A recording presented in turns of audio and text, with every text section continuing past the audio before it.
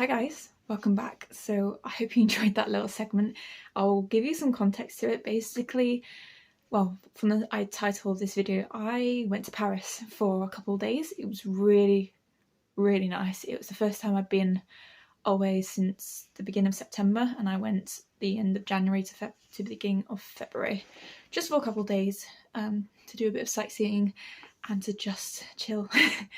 Basically, whilst we were there, we went to Marianne Tournette, I think that's how I pronounce it, kind of garden show thing, and that's what we saw. We saw lovely little red squirrels running around, which is very rare because there is some in the northwest where I live, but you see them a lot less often, and the fact that we just stumbled across them and they were just happily playing together was just a really nice sight. So we just sat down for like an hour and watched them and decided to record a little bit as well. So there's a context behind that. The rest of the context for this video is basically just going to show you a couple of things that I did whilst I was there, and also to give you an update on basically everything, because I actually haven't recorded a video for like the last 3 weeks, even though that you've seen them upload 4 days a week. For me, I haven't uploaded for 3 weeks or spoken to a video because I've been on holiday. I've had to prepare to make sure I had enough time off so I could actually relax and enjoy my holiday without freaking out about uploads and all the wonderful little bits that come with being an artist. So I thought, whilst I was, well, reintroducing myself, I would tell you basically what happened during France. So apart from going to Disneyland, walking around, seeing the Eiffel Tower, seeing a lot of tourist attractions, we did go to a couple of art galleries. I believe we went to the Modern Art Gallery, and also there was another one, I can't quite remember off the top of my head, but what I found was the Modern Art Gallery that I went to was far better than some of the ones that I actually paid for. There was an artist one. I mean, I'm rubbish because I can't remember half the names for it, so obviously it wasn't that much of a different, like, an influence. They were presented in the Modern Art Gallery, but you had to pay €14 to get in, which we did because actually on the day we went first time, a lot of the galleries were on strike, so they're only viewing some of the paid exhibitions basically. And then same again with the other art gallery that I went to, because they were on strike, that one was only doing the free stuff rather than the paid, which is where I wanted to see Vincent van Gogh's portraiture, but that didn't happen because it was closed, because of all these strikes and all these things, which I totally get it. People are asking and they require more money because it's what they are entitled to. In terms of the Louvre, we went on Tuesday, not realising that that was the day that it was closed. I've been to the Louvre before, I've seen the Mona Lisa, that's what everyone goes for. I didn't need to go again. We just kind of wanted to go because the sake of going again. I think the last time I went, I was 19 anyway, so there wasn't really a massive need to go, because a lot of the paintings that I did see when I was there, apart from the Mona Lisa, I've got photographs of, so I can obviously relate back to them.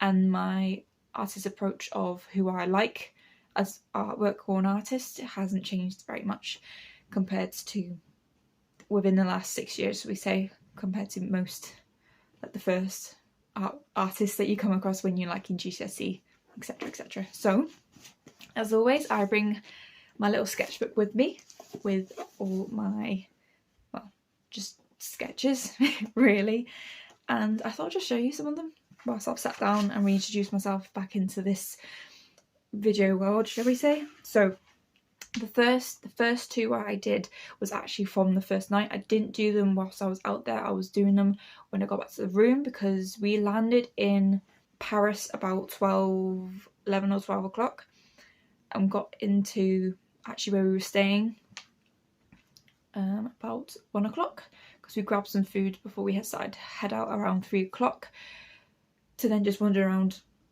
because we didn't have much planned for the first day. We just wanted to wander around, see everything, just explore really, because we were very tired anyway, and me and my half prefer walking and getting all the public transport, because even though you get to do more if you're on public transport because you're not having to walk everywhere, we just prefer it. We see a lot more random things compared to just being sat on the underground. But anyway, so we came across this bridge which had these gothic lights, and they were on, and we were just like, oh, that's really cool, look how authentic they are.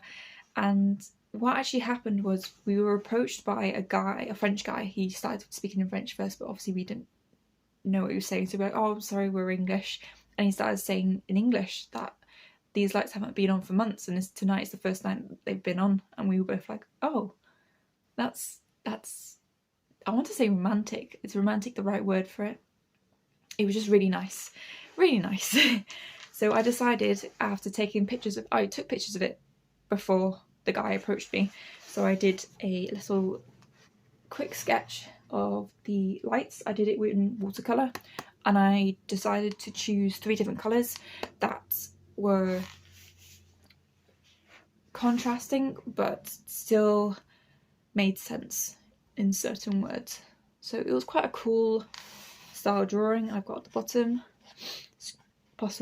possibilities of a screen print, photo edit, 3 watercolours, France, Bridge, Paris, distorted collage paper. Just little notes that I wrote whilst I was there. And then after doing that, I think it was because I was actually drawing that section whilst my other half was having a shower. As I had after I had a shower, I came back into the room and went, oh, I wonder if it would work as like portraiture, as a screen print, as I was basically doodling in my sketchbook about all these little ideas. I redid it and tried to do 2 up close sections. So we had like the actual bulbs of the lights layered on top with different colours. You can kind of see how I've changed, where I did the blue first, or then I did the purple first, etc, etc. It was just to try and create this scene within, and I do think it would work really, really well as a screen print, but I don't think I'll be doing it on white paper. I feel like because the lights were emerging from the darkness, I feel like it needs to be a black sugar paper with a print on top, and obviously that would change the whole perspective of what colours you want to use for each sequence. So do you want it to be mostly purple? Do you want it to be mostly blue or green? It just depends on what kind of situation you want to do, basically, and move on from there. Just a little thought. Okay, so the next drawing that I did was actually of the artist that I mentioned that I paid €14 to go see. I can't pronounce his name, so I'll just show you the name and I'll show you the sketch that I did of one of his paintings. It was just of a landscape, and I thought it was the only one that I really liked that stood out, so it's that one there. It is a square landscape that was meant to be a rectangle landscape, if I can speak properly. It's just with fine liner, nothing too special, and that is the name of the artist. I know it's back to front, but I will write it in the comment section if anyone wants to see anything similar to that.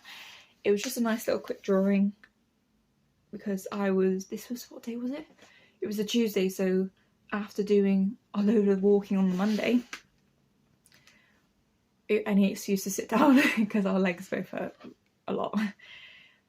So yeah, that was just a nice little sketch that I did, because a lot of his paintings and drawings were portraitures, and I didn't like his portraitures. I preferred his landscape scenes just because they were a bit, I want to say romantic, but floating on surrealism. Nothing too great, nothing of mind-blowing expectations from the previous 2 drawings. And then finally, because I only did 4 drawings whilst I was out there, because I did a lot of photography and videos that I will use for my research, because even though I can't draw in the moment, if I could take a video of the moment, it's easier for me to relate back to, because I can just shut my eyes and remember how it felt. If I can't stand there and draw, because you can't really, because some of the areas that I really liked were tourist traps, you can't really hang around for too long because people will just kind of mad at you, which I understand, it's their job and it's what they're there for, it's how they make their income, but for me, I'd rather videotape something and then go back and then draw it if it's that possible. And then we've got, this is a negative space drawing of one of the I think it was a close-up of, I'm trying to put it in there a bit more.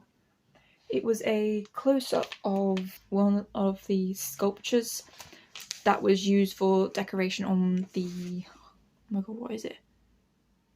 Art de Triomphe, that's the one. It was on the Art de Triomphe, so I zoomed in on the sculpture pieces and just drew the dark shades in between, and it came up like that. It just looks very funky and a little bit like Picasso's work. Not to say that Picasso's work is a bit random or funky, but it was just another approach for me to be able to do some form of artwork without having to worry about what it looks like. It's more about how the marks that you can translate from an identifiable piece into something that isn't identifiable and abstract, in that kind of weird sense and random world. I did see quite a lot of artwork from the artists that I knew. Picasso was in the Modern Art Museum, and that was a really nice surprise, as always. And who else was there that I saw? George Braque was there, and there was a lot of cubism work actually, and not just paintings. There was a couple of sculptures, which is kind of ironic because you wouldn't think that the sculptures would have the same style as the paintings, but clearly did. It was quite a nice surprise because even my boyfriend, he's not very arty-farty, should we say, as he likes to call it, but he recognised the sculpture and went, oh, is that a Picasso? Just because of the way it was cubed and looked very similar to some of his very famous paintings that he knew about. So yeah, that's, in terms of artwork, is what's happened in France, and that is my sketchbook. So we went for 5 days. It was a lovely 5 days off that I really needed. Made me think about a lot, because I thought every time I'm off for a week with my work, I'm always like, oh, what's the best way of me to use the time off? Because, you know, when you're off, I want to make every opportunity and make most of that time off, because you don't know when the next time is going to be off, and that's if you can do something within that time. And I thought about, you know, what would have happened if I am a full-time student, a full-time artist. How would I lay out my everyday? Because I'm a very strong believer about being, your life should take priority more than work. And I know that working, you have to do it to pay the bills, and I know not everyone wants to do it, and people hate their jobs, and some people dislike it. My job is okay, it pays the bills. It's not really where I want to be, because I would rather be a full-time artist. And I just thought about how I would actually structure it, because a very weird one, because I'm not such a sit-down, it's not like a sit-down job where you just type on the computer and you get paid by the hour. It would be, you'd either sell an artwork, or you get a sponsorship, or you get a gallery approaching you saying, oh look, we've got this, etc, etc. I kind of just thought, how would I lay out my week? And I thought Mondays would be outside, so just no matter what the weather, it would be any artist research, so go visit cities, visit galleries, anything to do with that, go out in walk, just do some form of outdoor space and just enjoy it. Just take in everything, like I do with my walks that I do on my way to the post office. That take me like 20 minutes instead of just sitting inside. So Mondays, I'll do that, and also you'd avoid traffic unless you need to drive somewhere, but I prefer to walk. And if I need to get the train in on a Monday morning, I would go after 10 o'clock and obviously do a bit of admin in the morning and then head out. Tuesday, Wednesday, Thursdays will be in the studio doing and practicing any sort of idea that I want to trial out. And then Fridays would be just admin day. Just admin day, like applications, reply to emails, anything to do with sketchbooks, anything to do with, well, the computer, basically, just to wind yourself down for the week, and also give yourself a bit of a diary to be able to go back to Monday morning if you need to, if you're planning to basically move out on the Monday to visit some art galleries or a certain area or landscape within that kind of genre that you're working in. I know I said I prefer the 4-day week, but I would actually do 6-hour days. I would either do 6-hour days or a 4-day week, depending on what is needed. So if I want an extra day off, do 4 longer days. If I want shorter days, just do 5 days. It just depends on how much you need to basically do during that week. So yeah, that was a lot of talking. It's very weird for me to be talking for so long because I've not been used to it. I've just been kind of mellow and only speak when spoken to for these last 3 weeks, because I'm not actually a very talkative person unless I feel comfortable. I'm more of a I'll talk to you if you talk to me kind of personality. But yeah, I hope I haven't bored you all to death, and I hope you did enjoy the video as much as I did at the very start of the Little Red Squirrels. I will keep you up to date with everything that happens on my channel, but if you would like to, there are my social medias in the description box if you want to be more informed about everything, because I do post them there quicker than I do on here, because here I need to sit down, edit, and then etc, etc, whereas Instagram is normally like a picture or a video or anything, and it's real life, it's real time, compared to YouTube, which is a bit more preparation, but it depends on what you prefer. If you would also like to like this video and subscribe to my channel and see more videos like this, you are very welcome to. And also in my description box you'll find my eBay selling account, which is where I sell all my artworks that I feature on my channel, plus a couple of extras that I do behind the scenes, as well as my donations page on PayPal. If you'd like to make a donation, that would be amazing. It gets me just that little bit closer to financial freedom, and I can also lower my hours and spend more hours on this because I prefer this than that, if that makes any sense. But yeah, I hope you guys enjoyed, and I shall see you guys later. Bye!